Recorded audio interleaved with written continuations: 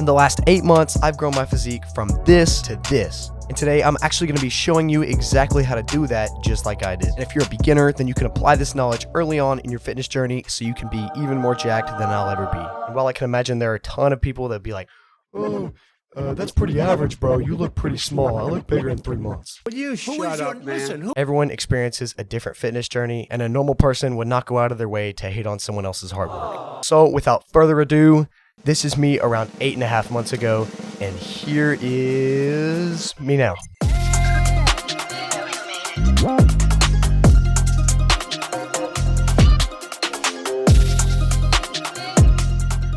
It may not be as grand as what you're expecting, but you cannot turn into Ronnie Coleman in less than a year. Why isn't it possible? it's just not. Why not, you stupid?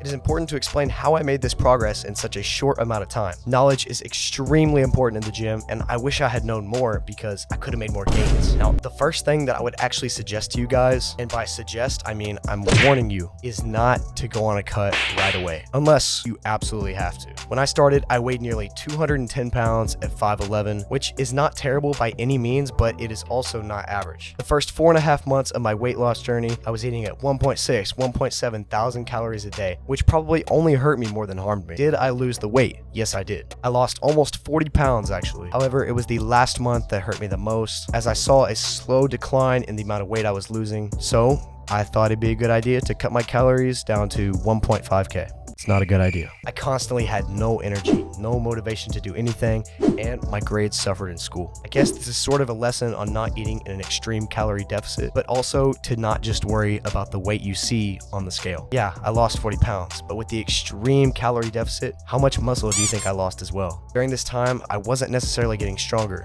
My lifts didn't go up. In fact, some of them went down. My bench press went down from 185 to 175 pounds. So unless you're like borderline or even obese like me, there is no real reason to cut because you will miss out on so much gains. Now, speaking of gains, the moment that I started to notice real progress was about 5 months ago when I first hopped on my bulk. Now, you might hear a lot of confusing things about bulking, things like calorie surplus, tracking your macros, progressive overload, and how Jay Cutler got so thick during his offseason. Some of these things you don't have to worry about, they're optional, and I may cover some of them in future videos. That's telling you to subscribe right now. But what is important on a bulk is the calorie surplus. Casually explained, a calorie surplus is eating more calories than your body can burn. This allows you to gain weight and therefore through your training adds muscle mass. Now, yeah, eating in a calorie surplus can cause you to get fat. That's just how it works. That's a sad reality. Unless you take Tren, don't take Tren. However, the amount of fat you're going to gain depends on if you do a clean bulk or a dirty bulk. And I'm not going to get into that right now because that's a much bigger topic, but it can be boiled down to a simple question: grilled chicken or fried chicken? And that's all I'm going to say.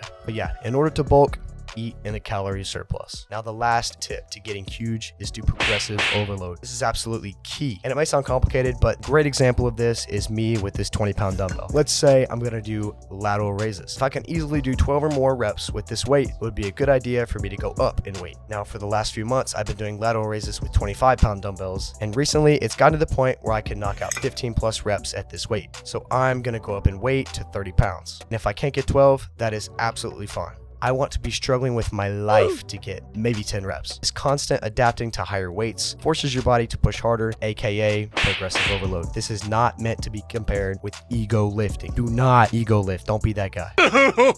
So yeah, that's pretty much it. These are some core ideas that I applied to my training over the last few months in order to help me get to what I'm at now. I'm also going to be pumping out a lot more videos related to this kind of content soon. So go ahead and subscribe and drop a comment letting me know what kind of videos I should do next.